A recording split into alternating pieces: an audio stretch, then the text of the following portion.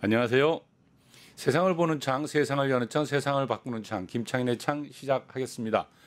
이재명 대통령은 지금 G7에서 외교의 천문을 열고 돌아왔습니다. 여러 가지 뉴스가 쏟아져 있고요. 또 말도 많고 탈도 많았던 나토 회의에도 참가를 결정하였습니다. 이스라엘의 이란 공습으로 시작된 중동발 경랑은 점점 쓰나미처럼 커져가고 있습니다. 그런가 하면 미국 내에서는 주 방위군이 동원된 시위가 과연 트럼프의 미국은 무엇인가? 라는 근본적 의문을 던져주고 있습니다. 국제뉴스가 아주 많습니다. 이 자리에 세계를 보는 창 W 이은혜 위원 나오 계십니다. 안녕하세요. 네, 안녕하세요. 세계를 보는 창 W 이은혜입니다. 오늘도 넓은 창으로 멀리 한번 내다보겠습니다. 예, 모든 관심이 이란과 이스라엘 전쟁으로 모아지고 있습니다. 아무래도 오늘은 이란과 이스라엘 전쟁부터 살펴봐야 되겠죠? 네. 이스라엘과 이란의 무력 충돌이 본격화되면서 전 세계가 숨죽이면서 지켜보고 있는 상황입니다. 아마 시청자분들 뉴스가 워낙 쏟아지니까요. 양측의 공격 상황이나 네타냐후, 트럼프가 쏟아내는 발언 등 많이 이미 접하고 계실 것 같습니다. 그래서 오늘은 소식을 브리핑하기보다는 좀 근본적인 이야기를 다뤄볼까 합니다. 우리가 주로 CNN이나 가디언, 뉴욕타임즈 같은 서방 언론의 시각을 중심으로 이 사안 볼 수밖에 없잖아요. 비서방 언론은 이걸 어떻게 다루고 있는지, 중동 지역 현지 보도는 어떤지, 국제감시기구들의 자료들은 무엇을 말하고 있는지 오늘 거꾸로 보는 이스라엘-이란 전쟁 4가지 질문으로 한번 뽑아봤습니다. 네, 첫 번째 질문부터 한번 던져보시죠. 네, 첫 번째 질문. 이 전쟁 정말 핵무기 때문에 벌어진 겁니까? 입니다. 이스라엘은 이번 공습의 원인을 이란의 핵무기 개발이 있다라고 말하고 있죠. 네, 하지만 이란이 핵무기를 보유하고 있다는 건 전혀 확인된 바 없는 사실입니다. NPT에 가입되어 있는 상태고요. 평화적 핵 개발 권리를 주장해 왔죠.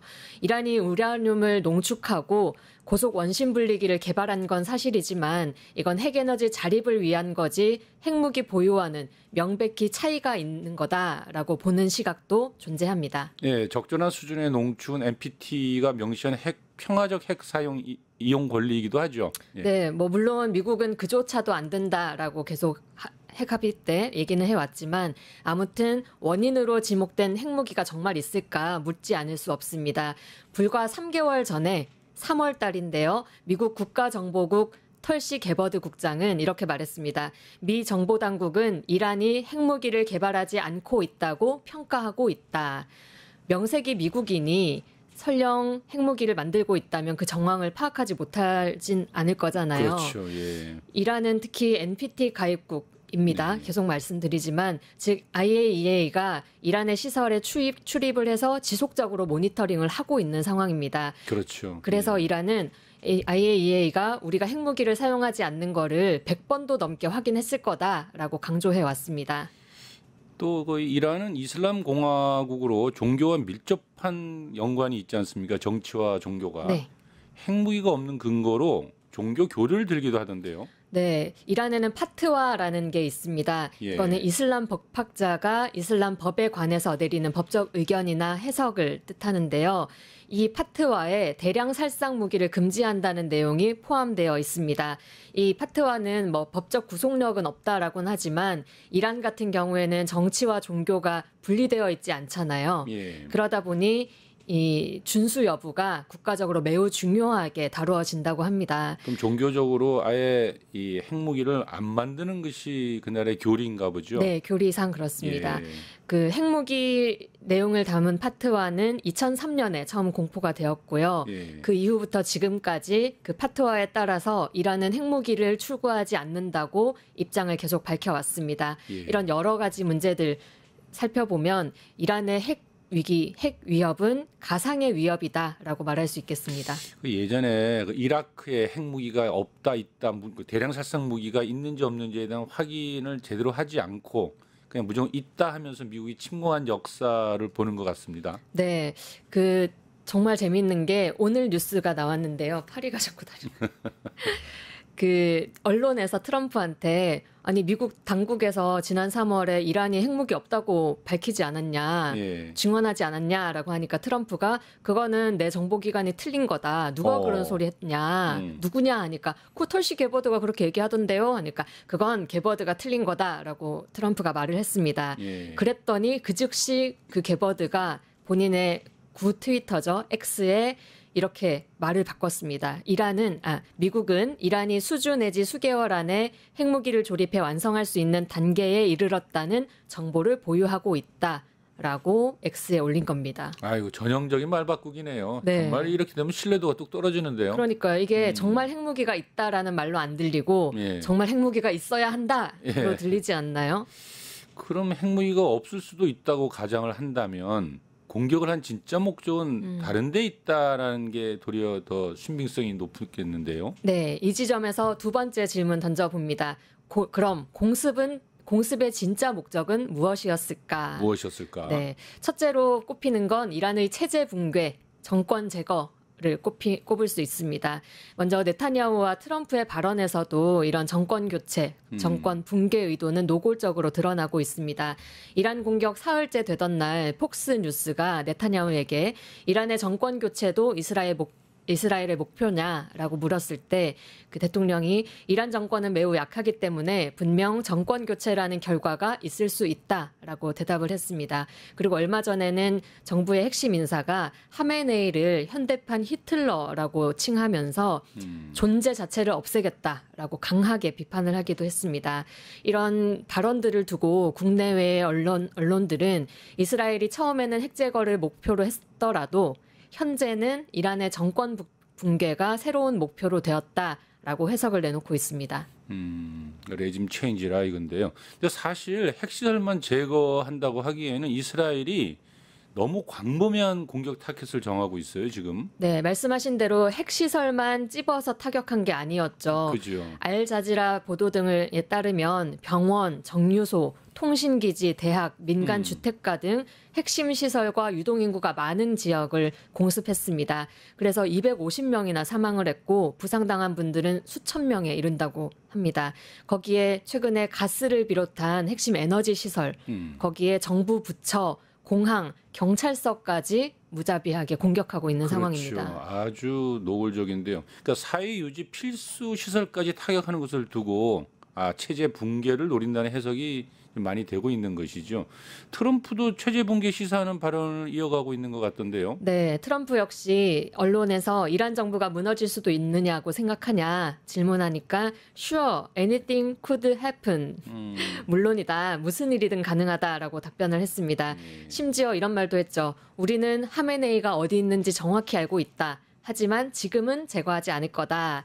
뭐 이렇게 말하면서 최고 지도자를 암살할 수 있는 가능성까지 내비쳤습니다. 그러니까 사실 미국의 이란 정권 교체 시도는 아주 오래된 일이죠. 그러니까 조지 부시가 이란을 악의 축으로 규정하면서 적대 국가했었고요. 네, 그 1979년 이란 혁명을 통해서 팔레비 친미 왕정이 무너지고 호메이니 신정 체제가 수립됐습니다. 그때부터 미국은 이란을 적대국으로 공식 규정해 왔습니다. 그리고 이 정권 붕괴라는 게 단지 군사적인 공격만으로 이루어지는 건 아니잖아요. 40년간 미국과 이스라엘은 이란에 대한 다층적인 시도를 해왔습니다. 가령 스톡스넷 바이러스라는 이 원 바이러스를 통해서 내부 시스템 마비시키고 핵시설 파괴했던 적도 있고요. SNS와 언론을 이용한 여론 선동은 기본이고 반정부 시위 세력들을 지원한다거나 핵심 인사를 암살하는 등 다방면적인 시도가 반복되어 왔습니다. 최근만 해도 기억나실 텐데 솔레이마니가 이 드론 폭격으로 사망한 일이 있었습니다. 그렇죠. 이 솔레이마니 살해 문제는 단순한 테러에 대한 대응이 아니라 이란 체제의 핵심 기둥 중 하나를 제거하려는 체계적인 공격으로 평가받기도 했습니다. 그러니까 지금의 공격이 전쟁의 목적이 체제 붕괴에 있다면 말이죠. 그 이유가 뭔지 이 역사 등 맥락을 짚어봐야 할 것 같습니다. 네, 여기서 세 번째 질문 던져봅니다. 네. 미국과 이스라엘은 왜 그렇게 이란을 싫어할까? 왜 붕괴까지 바랄까? 입니다. 미국의 경우는 일단 심플하게 생각해 볼 수 있겠죠. 이란이 중동에서 미국 패권에 저항하는 마지막 정권이기 때문입니다. 이란, 이라크, 시리아, 레바논, 예멘 등 이른바 시아파 벨트라고 얘기하는데요. 이란은 이 시아파 벨트를 통해서 미국의 중동 전략을 지속적으로 흔드는 시도를 해왔습니다. 거기에 이게 굉장히 민감한 문제일 텐데요. 달러가 아닌 다른 통화로 석유를 거래하려는 움직임도 보여왔고요. 중국과 러시아와의 협력을 강화해서 탈미국 중심, 이 국제 질서의 중요한 축으로 역할을 하고 있습니다. 당연히 미국 눈에는 눈에 가시일 수밖에 없겠죠. 진영적으로도 이란은 매우 요충지지 아닙니까? 특히나 그 호르무즈 해협이 더더욱 그렇고요. 세계 모든 그 석유가 근리 통과해서 전 세계로 가니까요. 그렇습니다. 네. 중동 분석가들은 이란이 무너지면 러시아는 남진 경로를 잃고 중국은 중동 접근 통로를 잃는다라고 분석을 합니다. 중국과 러시아를 견제하는데 그만큼 중요한 위치다라고 해석할 수 있겠죠.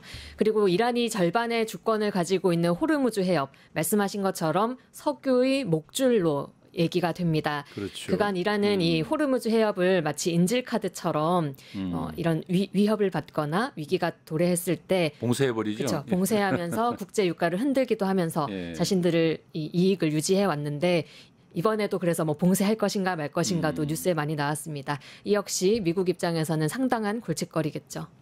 거기에 또 이란은 석유 매장량만 해도 세계 4위에 달하는 어마어마한 나라입니다. 즉 이란 체제가 무너지고 친미 정권이 만약에 들어선다면 미국은 중동의 지정학적 요충지를 장악하고 세계 에너지 흐름을 다시 미국 중심으로 재편할 수 있다고 볼 것 같습니다. 그러니까 이스라엘도 이란과의 긴 역사가 또 여기 또 함께 묶여 있지 않았습니까? 네, 이 두 나라는 보다 좀 근본적인 적대성을 가지고 있습니다. 종교 문제가 겹쳐 있으니까요. 이란은 이스라엘이 불법 국가다라고 얘기하고 있고요. 지도상에서 사라져야 할 존재다라고 누누이 말을 해왔습니다. 이스라엘 입장에서는 단순하게 안보를 위협하는 수준이 아니라 존립 자체를 위협하는 존재로 인식이 될 것 같습니다.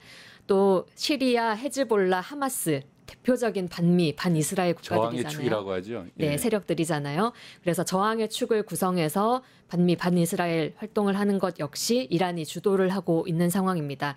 특히 여기서 헤즈볼라 같은 경우는 이란이 지원하는 무장단체 중에 가장 강력한 세력으로 이스라엘 북부 국경에서 실질적인 군사적 위협을 가하고 있는 존재입니다.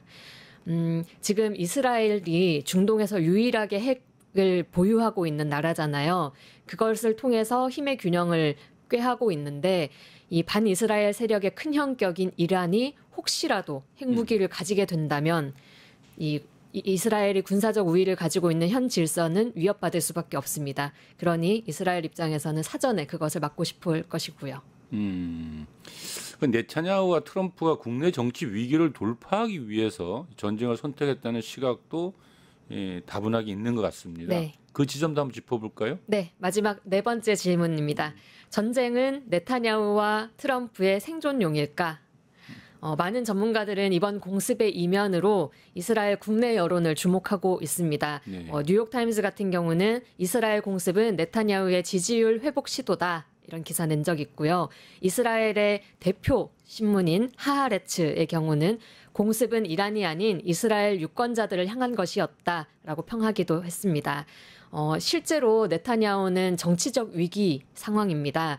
지금 사법개혁에 반대하는 시위가 1년 넘게 진행되고 있는데요.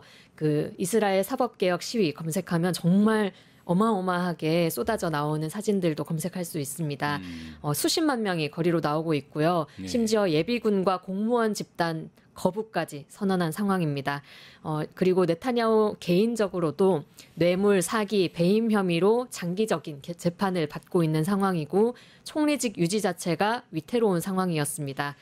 여기에 2023년 하마스가 기습 공격했던 일이 있습니다. 이때 1200명 이상 시민이 사망한 일이 있었는데 그러다 보니 국민들 사이에서는 이 공격을 받은 것이 네타냐후의 치명적 실패다라는 여론이 확산되어 왔습니다. 한마디로 안보 리더십이 완전히 붕괴된 거죠. 이런 상황에서 뭐가 필요하겠습니까? 국내에서 정치적인 리더십이 이 협박을 받거나 두려움에 빠지게 되면 가장 빠르게 선택할 수 있는 방법이 외부의 적을 만들어서 공격하는 거지 않습니까? 네. 그래야 이제 비난의 눈이 다른 곳으로 쏠리니까요. 그렇죠. 우리 윤석열 때도 많이 겪어봤었잖아요. 그렇죠. 공산 전체주의 세력 그래서 위협. 내란이 아니라 외환의 죄를 그래서 찾아내야 된다는 거잖아요. 네, 맞습니다. 이 국민들의 분노를 바깥으로 돌릴 국외의 적을 그렇죠. 만들고 네타냐후에게는 강한 지도자의 이미지를 회복할 수 있는 한방의 이벤트가 바로 이란 공습이었다라고 평가되는 겁니다.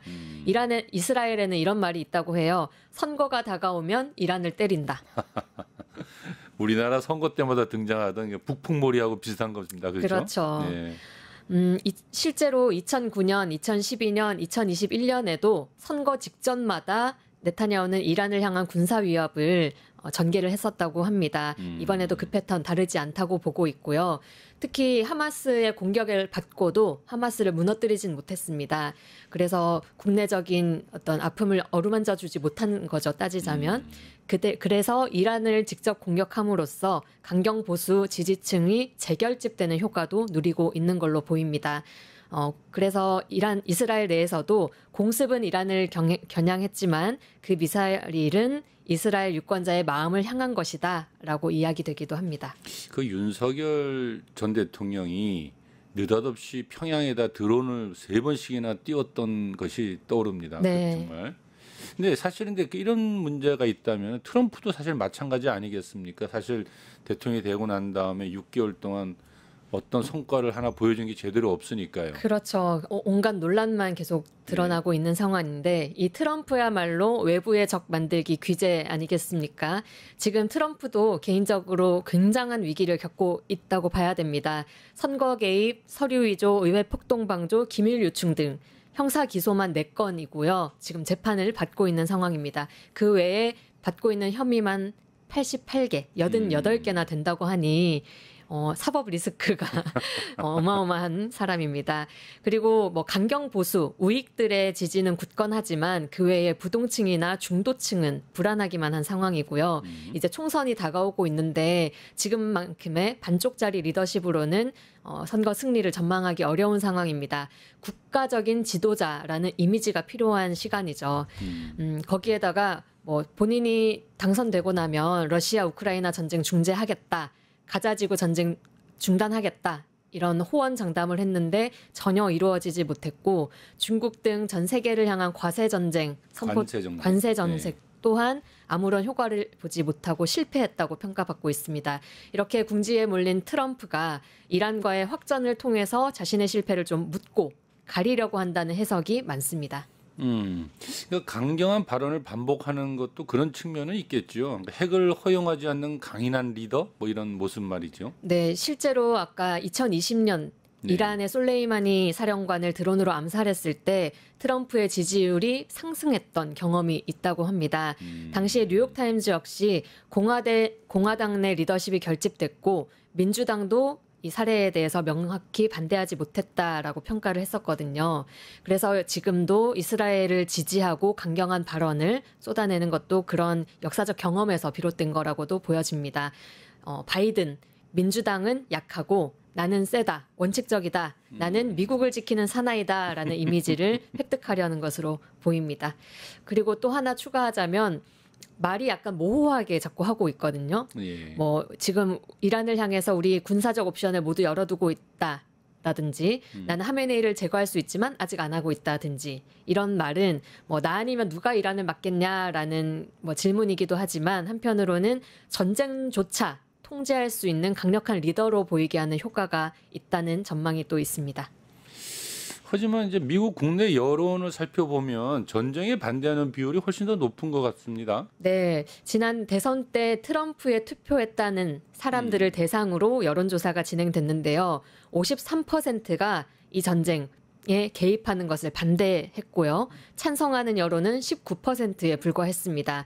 이 때문인지 정권 내에서조차 분열 양상이 그려지고 있는 상황입니다. 그렇죠. 네. 트럼프는 엊그저께 이란을 공격할지 여부를 향후 2주 내에 결정하겠다라고 말했는데요. 이를 두고 지지층 반발을 의식한 일시적인 유예 또는 후퇴의 성격으로 해석하는 여론이 많습니다. 안 그렇겠어요? 2주씩이나 이렇게 뒤에 기간을 준다라는 것은 공격하기 쉽지 않을지 좋지 않겠는가 이런 느낌을 주거든요. 네. 저는 이 지금의 미국 내 여론을 보면서 그런 말이 있잖아요. 전쟁은 제국의 무덤이다. 그 말이 좀 생각이 났습니다. 예전에 소련이 아프가니스탄에서 무너졌고 미국은 이라크와 아프간에서 패배를 했습니다. 결국 전쟁에서 무너지는 거는 적국이 아니라 전쟁으로 정치를 대신하려고 했던 사람들, 그 나라, 그 국가적 토대가 아닐까 생각이 들었습니다. 아이고, 참 뼈아픈 말입니다. 앞으로 양상이 이스라엘과 이란 간 관계뿐 아니라 전 세계 지각 변동을 가져오게 될 것 같습니다.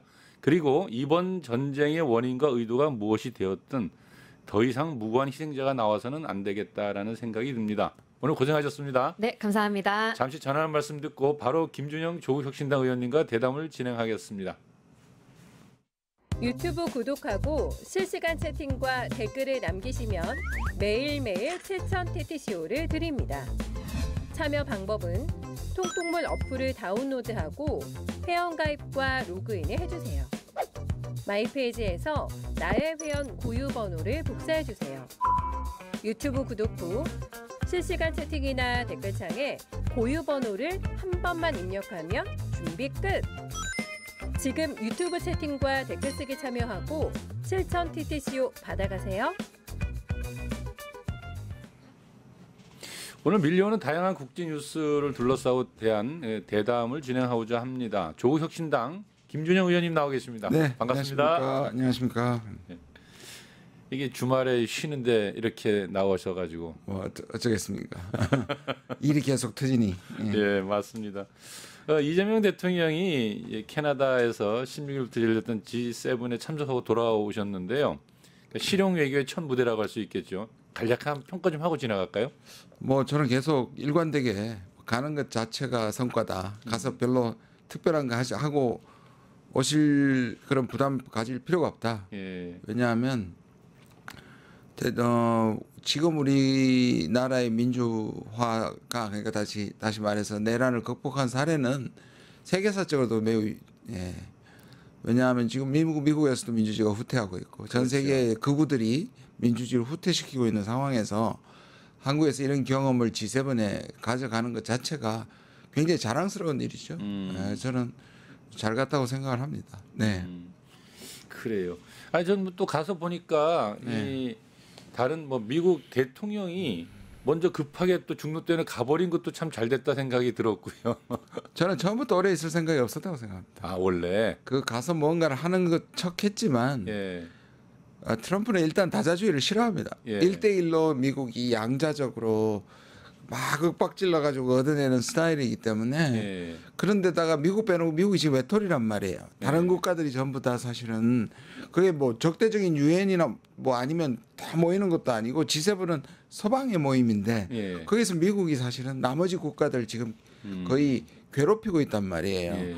그리고 그 자유무역이라든지 이런 거에 대해서 반대되는 보호무역을 하니 당연히 자기를 싫어하는 걸 알기 때문에 기억하실 겁니다. 아마 몇 년 전에 일기 때 그 책상에 트럼프가 이렇게 앉아 있고 메르켈이 막 이렇게 거의 서서 네, 막 이렇게 흥분해 얘기하고 있는 마크롱 모습, 흥분해 네. 있는 모습들을 유명한 사진이었는데요. 저는 그런 거에서 트럼프가 하여튼 가기 싫어하는 것이었는데 그래서 이번에 나토도 저 중간에 갈까봐 예. 대폭 줄여서 하루 만에 한다고 들었습니다. 그래요. 아, 나토 얘기니까 나토 물어볼게요. 사실 나토 정상회의는 근데 G7과 좀 또 판약이 네. 다르지 않습니까? 네네. 그러니까 나토는 방위 동맹이고 이제 전쟁을 수행하거나 대비하는 통합 네. 전투 사령부이기도 한데요. 네네.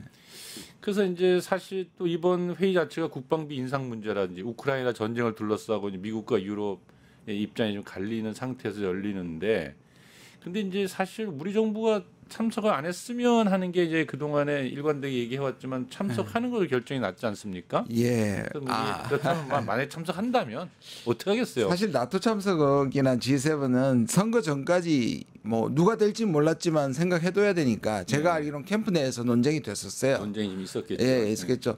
왜냐하면 둘 다 가면 지금 뭐 둘 다 가는 걸로 거의 될 것 같은데 둘 다 가면 이제 막 출범한 정부가 민생 문제도 많은데 뭐 비난받을 뿐만 아니라 할 일이 너무 많은 상황에서 가는 게 맞느냐는 얘기가 나왔고요. 그렇게 봤을 때 저는 두 개를 놓고 G7 가는 게 맞다. 근데 윤석열이는 반대였거든요. G7은 초청을 못 받았고 아하. 나토가 갔단 말이에요. 그렇군요. 그러니까 나토 갔을 때 그 빈 컴퓨터라든지 빈 종이 보고 예, 축구 봤다고 얘기하는 그 유명한 장면도 그게 예. 나토란 말이에요. 예. 근데 그런 것뿐만 아니라 나토는 2022년부터 성격이 다시 완전히 바뀝니다. 나토가 원래는 바르샤바 조약기구가 냉전 때 소위 그랬죠. 말하는 그죠 동맹이지 않습니까? 근데 중간에는 소련이 붕괴하고 나서는 이제 미국이 나토를 계속 유지하는 변명이 뭐냐 하면 우린 가상적국이 없는 유럽의 지역 방위를 하는 거다.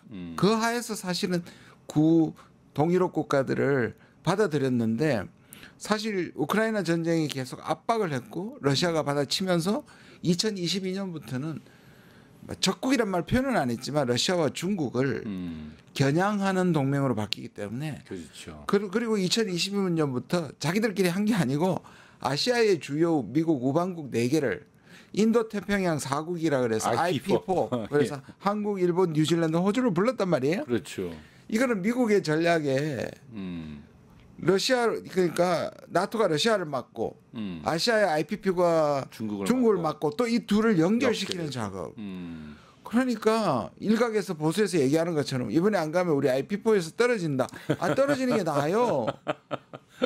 그걸 언제 누가 만들었는 IP4를 왜 거기 들어가려고 그러니까 하는데? 마치 늘 윤석열 때 하기처럼 자유진영에 대한 뭔가 제가 오늘 여기 이렇게 방송국에 오다가도 여기 광화문에서 어린아이들 아주 어린 아이들 초등학교를 세워놓고 네. 우리가 자유주의 위험이 있다고 애국가 부르면서 자유만세 민주주의 만세하면 마음이 너무 아팠어요. 참 나쁜 어른들입니다. 리팍스쿨 그런 것들이 현장을 본 것 같았는데 그러게요.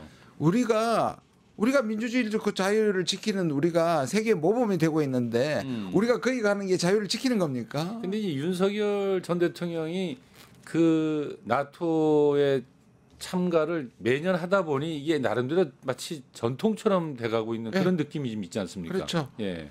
그거는 오히려 아까 말한 것처럼 그러한 미국의 군사 전략가들의 대중 대러 전략에 이미 우리가 갔고요. 들어간 게 되고 작년부터 많은 분들이 모르는데요.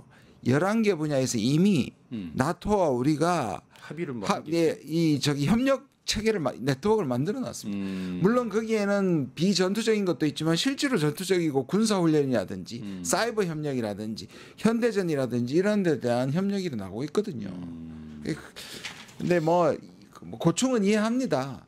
지금 이재명 대통령은 초기에 뭔가 정권 초기에 정권 초기에 많은 것들을 오히려 시도하면서 반발을 갖는 것보다는 실용성을 강조하면서 안정적으로 가져가겠다는 것은 이해하나 과연 그런다고 해서 이 사람들이 가만히 있을 것이냐.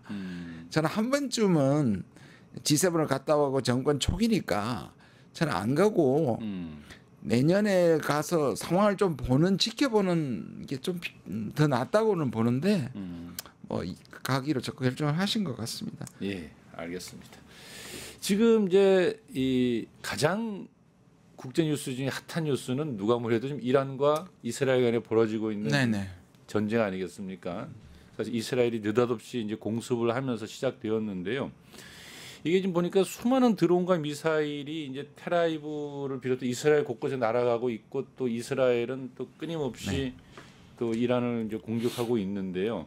근데 무엇보다도 그 전쟁의 목표 자체가요. 핵과 이란이 갖고 있는 핵과 미사일을 없애겠다고 하는 측면도 있지만 이 레인 체인지를 좀 꿈꾸고 있는 것 같다라는 느낌을 준단 말이죠. 그래서 사실 지금 이게 미국과 이란의 끊임없이 핵 협상한다고 하면서 이틀 남겨놓고 전쟁은 일어나 버렸고요.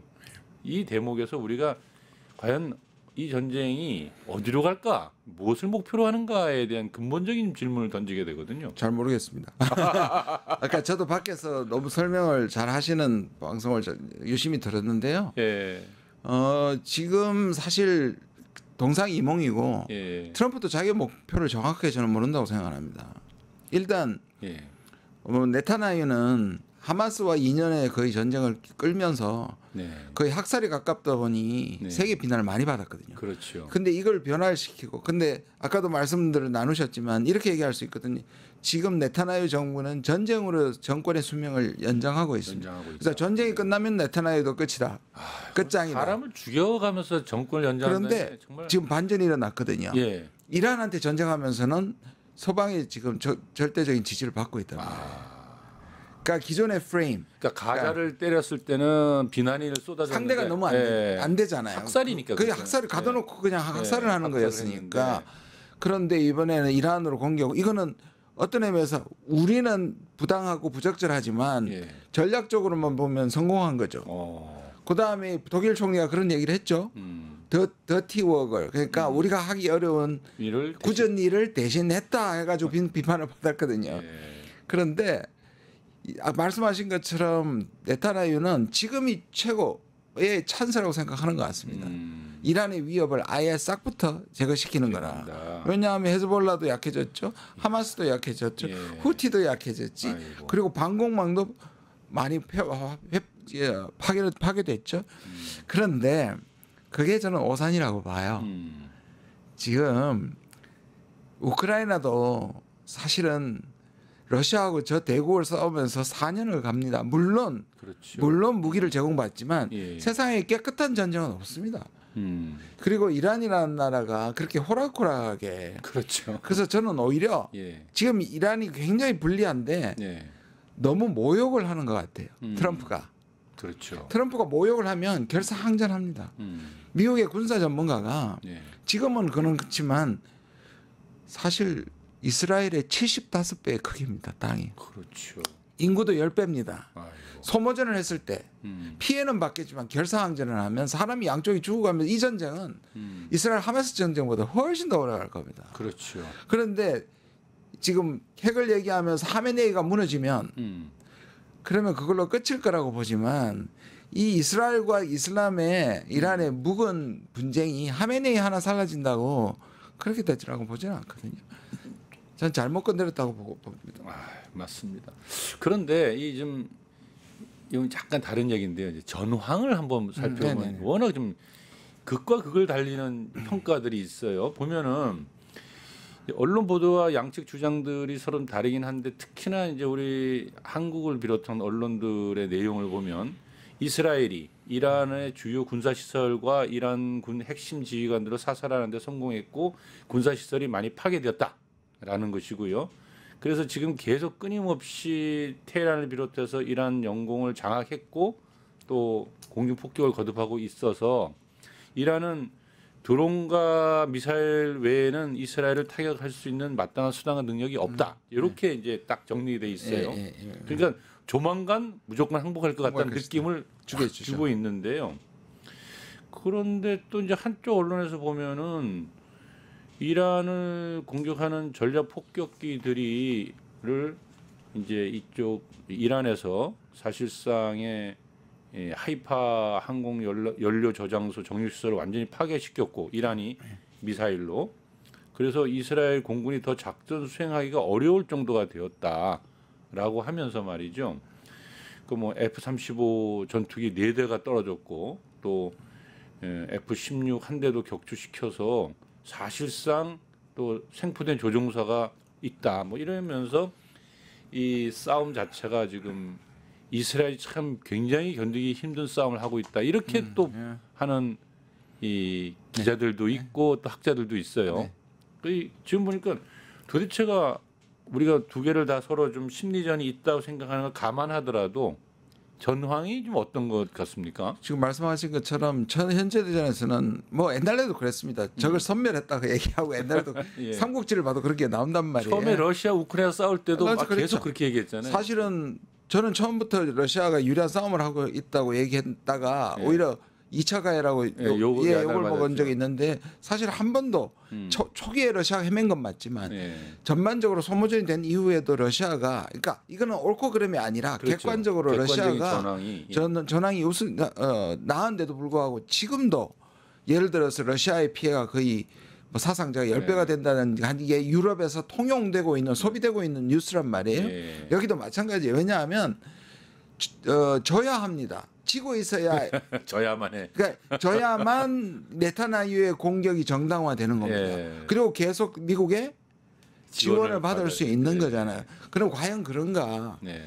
분명히 이스라엘의 방공망이나 이런 것들은 미국의 도움을 받아가지고 그리고 초기에 공격들에 의해서 이란이 많은 피해를 입은 건 맞지만 쌍방이 지금 다 사실은 피해를 입고 있고 지금 말씀하신 건 하이파. 근데 기본적으로 물리적으로 네. 이스라엘은 불리합니다. 너무 좁은데 너무 네. 많아요. 그렇죠. 그러니까 밀도가 너무 높아요. 군사 시설의 밀도가 너무 높고 그거는 전체로 확 퍼뜨려진 이란과는 반대입니다. 그렇죠. 옛날에 미국과 소련의 핵무기가 전쟁이 났을 때 네. 이게 서로 핵무기를 쐈을 때 2차 공격을 누가 할 수 있느냐가 승패의 키잖아요. 그렇죠. 세컨드 스트라이크. 예. 러시아는 너무 넓어서 예. 이거를 잠수함이나 이런 데 흩어놓을 필요가 없었어요. 그 자체가 미국이 아무리 발달돼도 소련 전역에 있는 핵을 다 동시에 때릴 수 없다는 거예요. 그렇죠. 근데 미국은 거기보다 적어서 잠수함에도 넣고 전폭기에도 넣고 그렇게 나눠놔야 된다. 그래서 이동식이 발전됐고요. 소련은 이동식 개발이 필요 없었어요. 그냥 고정식을 하더라도 못 때렸어요. 땅이 넓어. 지금도 네. 비슷합니다.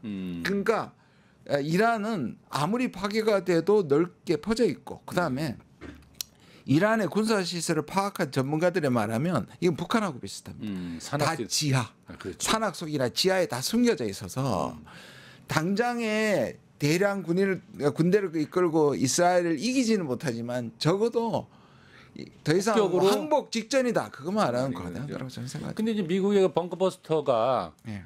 뭐 한 60m 때린다는 네네. 그런 걸 뭐 여러 대를 가져가지고 때리면 뭐 그 산악지대 숨겨놓은 있는 지하 군사 시설도 다 파괴될 거다 뭐 이런 설들도 있던데요. 예, 이제 뭐 여러가 나탄스라든지 우리가 많이 듣던 게 이제 포르도라는 것이 여기가 고농축 시설이 가장 많고요. 그게 산속인데 실제로 뭐 지하철은 800m를 800m. 예, 산 위에서 때리면 800m 밑에 있는데요. 예. 아무도 들어가본 사람이 없고 대부분 800m를 파악을 하고 있는데 그게 이제 벙커버스트라는 것을 이제 미국이 갖고 있는데 한 군데를 한 20개를 떨어뜨려야 그렇죠. 800m니까 한 번에 60m니까 열 몇 번을 때려야 되는데 예. 이게 B2 바머라는 폭격기 이렇게 가오리처럼 생긴 거요. 예, 예. 거기에 딱 2개밖에 못 실어요. 14톤입니다. 하나가. 그래 이거 치고 들어가는 게 무게로 들어가요. 폭약도 폭약이지만 예. 무게로 그냥 밀고 들어가는 거예요. 예. 그러면서 터지는 거거든요. 그러면 이게 한두 대 가지고 되지도 않을 것이며 엄청 한 번도 안 낼 예. 거니까. 이거는 단순히 그리고 빌려줄 수가 없습니다. 미국만 운영할 수 있는 무기 체계.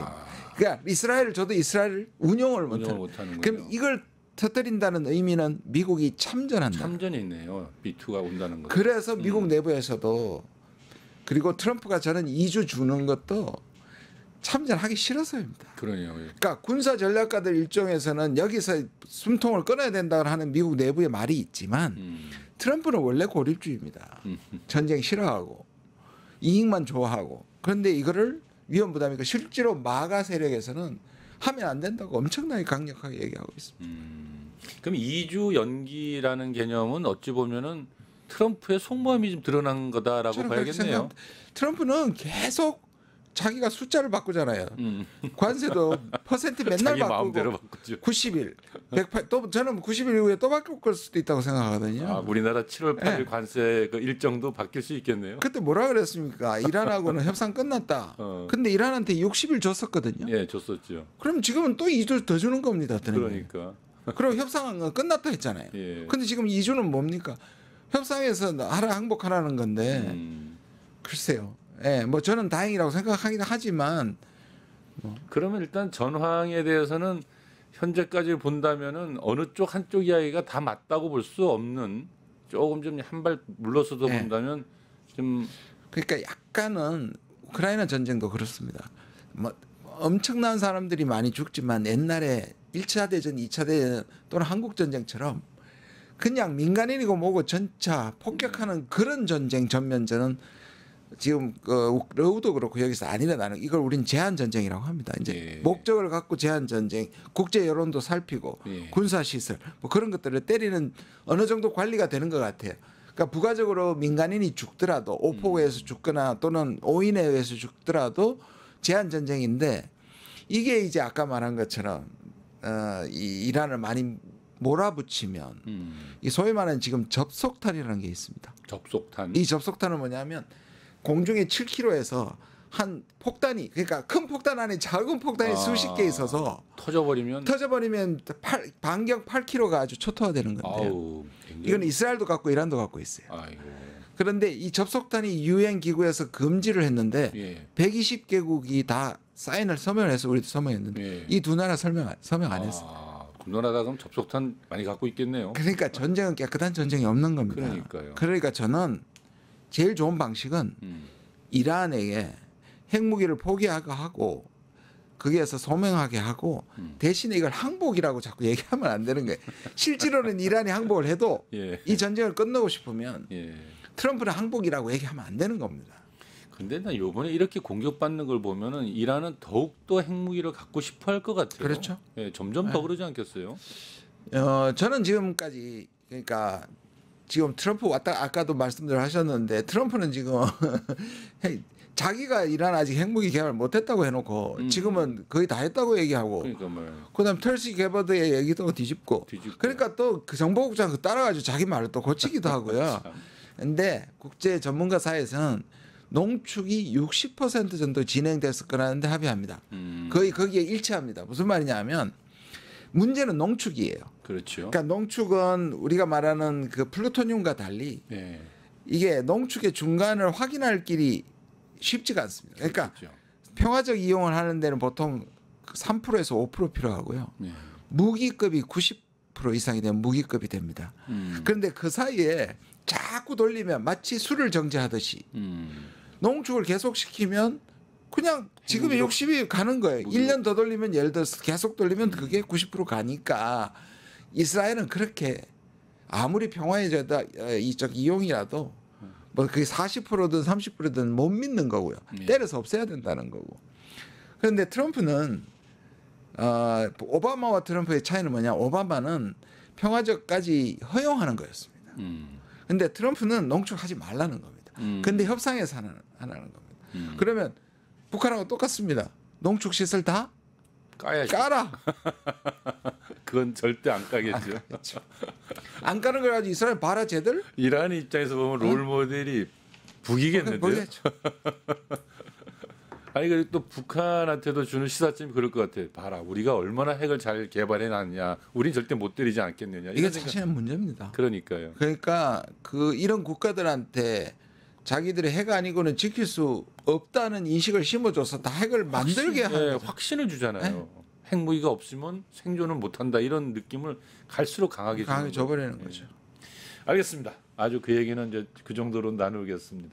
제가 아까 그 G7 정상회담 과정 얘기를 아까 하다가 잠깐 여쭤봤었는데 거기에 보면 브라질, 인도, 남아공 정상회담이 전 무척 눈에 띄었어요. 네, 브릭스가 왔다 이런 느낌을 받았는데요. 네네.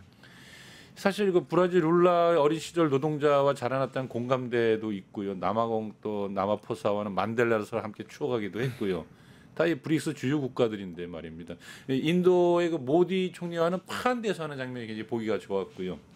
그런데 이재명이 실용외교가 다극화를 추구하는 그 브릭스와 같은 길을 걸어가려고 하나 이런 인상을 남기기에 충분하다고 생각이 들었는데요. 어떻게 보셨어요? 뭐 그랬으면 좋겠습니다. 근데 저는 일단 이 디자인은 캐나다의 기가 막힌 디자인이라고 생각합니다. 그렇죠. 캐나다는 51번째 주지사라고 모욕도 당하고 예. 그다음에 미국의 동맹국에다 제일 먼저 관세 얻어맞았던 국가 아닙니까? 예. 그래서 사실은 미국에 저항한 마크 카니가 불리함을 딛고 거의 뭐 더블 스코어를 지고 있다가 대역전을 했습니다. 맞습니다. 그리고 거기가 주최국이고 거기가 대통령 된 지 3일 만에 이재명 대통령을 초청한 겁니다. 초청한 거죠. 그리고 보면 남아공 이게 몇 가지 공통점이 있습니다. 미국한테 모욕당한 국가들입니다. 그렇잖아요. 멕시코. 그다음 캐나다.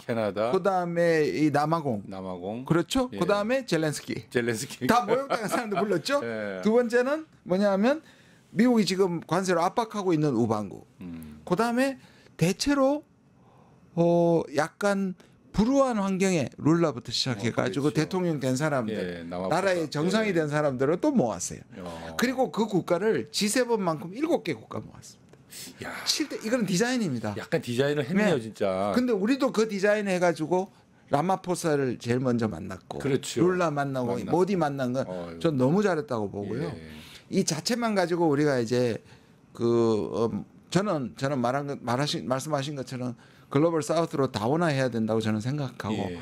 그리고 자연스럽게 우리가 정권만 나오면 무조건 미국부터 했는데 어찌 됐든 미국 안 하고 다른데 먼저 한다는 건 저는 굉장히 좋은 사인인 것 같고요. 또 뭐 사실 뭐 우리가 피한 것도 아니고 트럼프 대통령이 돌아갔잖아요. 집으로. 그렇죠.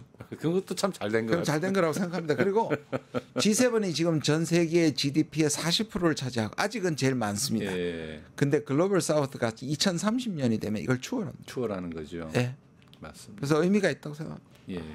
아니 저는 참 많이 걱정했습니다. 괜히 우리 트럼프 대통령과 이재명이 만나서 모욕당하면 어떡하나 해서. 저도 뭐 이런 말 할까봐. 어. 당신 혹시 부정선거에서 된 건 아니지? 뭐, 예, 지금 여기 얘기하는 것처럼 그런 말 하면 왜냐하면 예. 지금 백악관에 처음에 나왔던 맞아요. 그 축하 성명이 이상하잖아요. 이상했었잖아요. 예. 거기 뭐 중국 아니 앞에서는 공정한 선거에 된 건데 안 돼. 뒤에는 중국의 영향력을 우려한다. 예.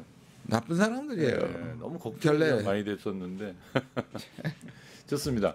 그 얘기는 뭐 이 트럼프의 미국인데요. 트럼프 얘기가 오늘 굉장히 꽃을 피울 수밖에 없는 게 지금 미국에서 노킹스 시위가 거대하게 벌어지고 있죠. 노킹스면 말 그대로 우리는 왕이 안 된다. 왕은 안 된다. 임금님은 안 된다. 왕은 안 된다. 이런 거 아닙니까? 예. 이름 너무 잘 진 것 같아요. 예, 거대한 이제 저항 정선이 이제 미국 내에 좀 성장하고 있는데요. 특히나 이제 지난 그 14일 날, 그러니까 트럼프 79번째 생일날인가요? 네. 워싱턴 D.C.에서 6,700명 군인들 쫙 모아놓고 군사 퍼레이드하고 한쪽에서는 2,000건이 넘는 동시다발 시위가 벌어지고 네. 정말 이게 뭐라고 설명할 수 없는 미국이 둘로 쪼개졌구나라는 느낌을 줬단 말이죠. 네. 그래서 저는 그 영화에 시빌 워가 있었잖아요. 예. 미국에서 만든 거. 네, 맞습니다. 그래서 이 한쪽에서는 트럼프를 민주주의 파괴자로 또 그를 지지하는 사람들은 진짜 미국을 세우는 위대하게 세우는 리더로 이렇게 양쪽으로 갈라져 있는데 미국이 어디로 갈 거냐라는 게 이제 굉장히 의문스러워져 가고 있거든요. 저는 이 부분에 대해서 몇 가지 정말 중요한 변화를 봐야 되는데요. 트럼프는 지금까지 어떤 지도자들과는 미국의 정상들과는 너무나 역대 다르죠. 완전히 다르고요. 네. 그리고 그가 지금 의미하는 건 사실 보면은 뭐 미중 대결하네, 미러 힘싸움하네, 뭐 관세하네 이런 문제가 아니고요. 미국이라는 나라가 백인이 세운 나라였다. 그러니까 이 두 가지 차원이 있습니다. 하나는 미국이 전 세계에서 말빨이 떨어진다. 패권력이. 네. 이 주도권 상실에 대한 미국의 불안감. 강박증. 예. 그다음에 미국 내부의 이민자들과 난민들과 그러면서 백인들의 주도권이 후퇴하는 이 두 가지의 강박이 낳은 괴물이다. 그리고 그것에 아직도 지지를 받으면서 끊임없이 그거를 추구한다. 그래서 우리가 트럼프의 그 이러한 세계관이나 이런 것들을 트럼피즘이라고 얘기하잖아요. 이 트럼피즘은 매우 인종주의적이고 매우 반민주적입니다. 예. 본인도 하루 정도는 독재자가 되고 싶다고 한 게 저는 그게 본심이라고 생각을 하거든요. 예. 지금도 여러분들 그냥 법에 의해서 하는 것처럼 보이지만 다 행정명령입니다. 지금 의회가 안 보여요. 그렇죠. 이게 의회를 통해 가지고 법을 만들어서 실행하는 게 아니고 이거는 긴급 명령권 같은 것들입니다. 너무 윤석열 보는 기분이 자꾸 들어서. 서로 못된 것만 배워가지고 예. 그 실제로 이제 그래서 최근에 일어나오는 이 난민들 이민자들 불법 이민이 있을 겁니까? 예. 우리도 있단 말이에요. 예. 그러니까 가끔 이 이민자들 색출해내는데 이미 불법 이민자는 미국에서 1,000만 명이 넘거든요. 1,000만 그 1,000만 명은 이미 미국의 이 3D 업종에서 노동력으로 작동하고 있고 증거 없이 미국에서는 불심 검문에서 체포를 못 하는데 지금 트럼프가 그걸 하고 있고요.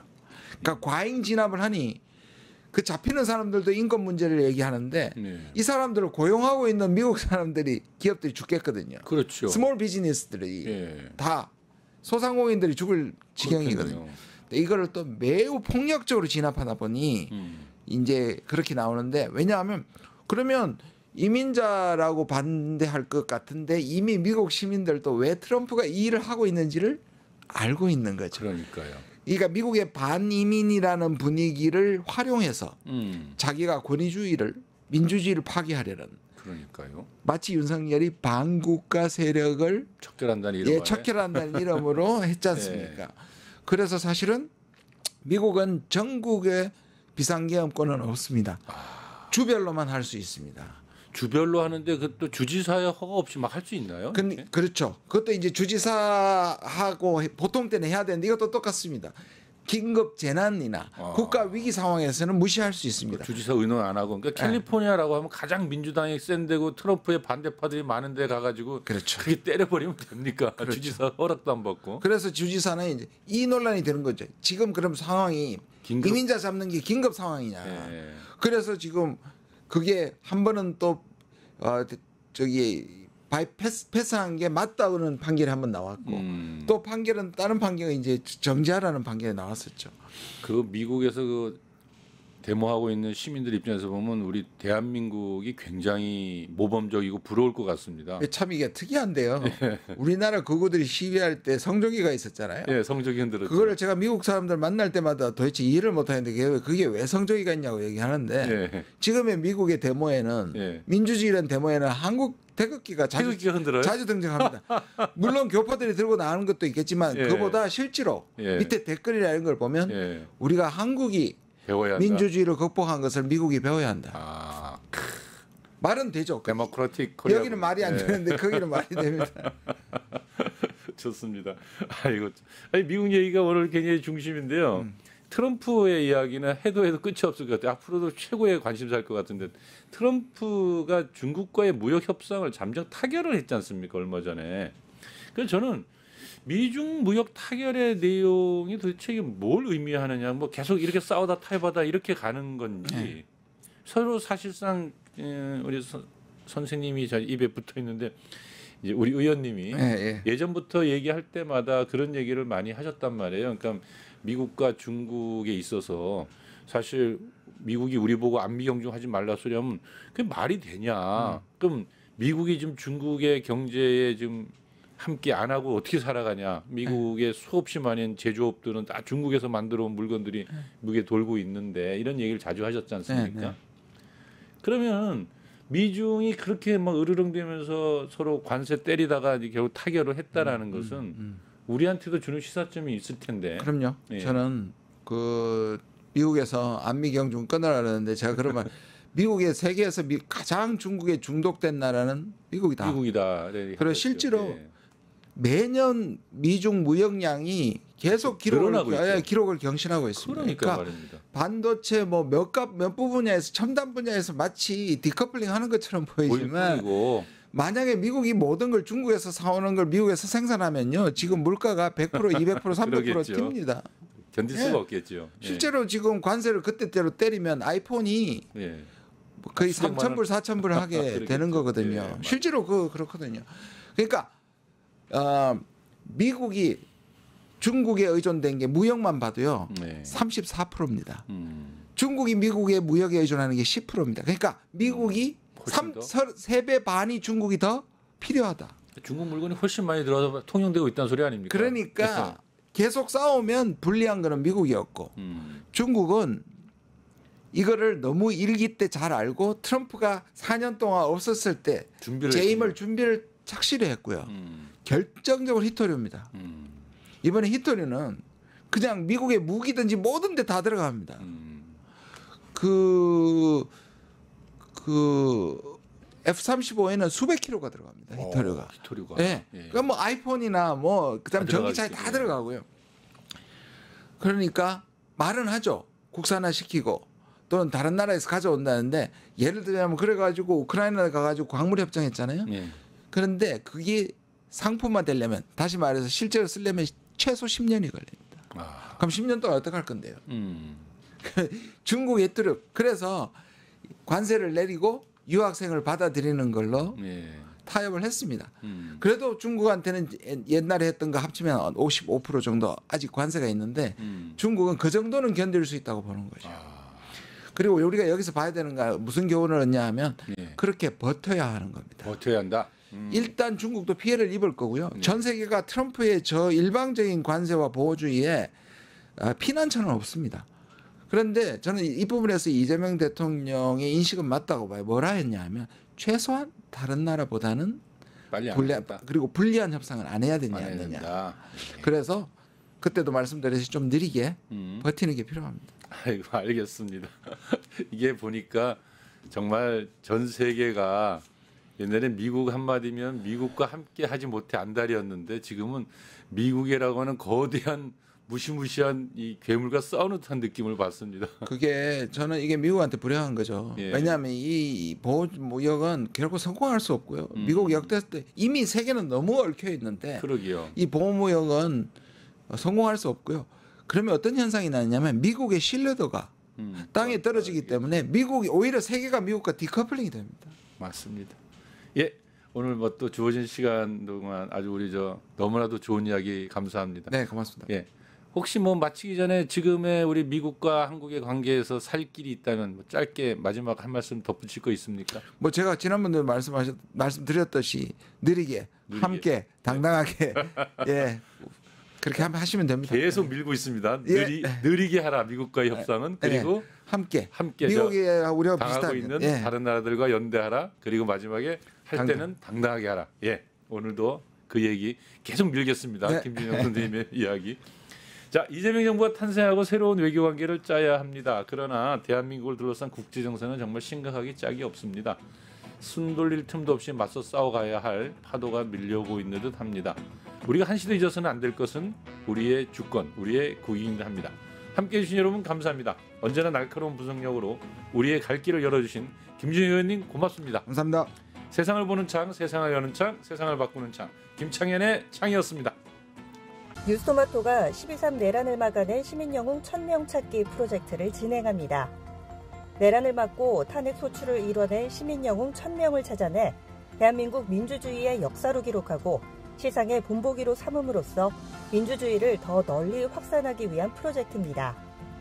이 과정에 직접 참여했거나 참여자를 추천해 주실 분들은 우측 제보하기 QR코드나 아래 메일로 추천 및 제보해 주세요. 많은 참여 바랍니다. 뉴스토마토와 함께해 주실 분들을 기다립니다.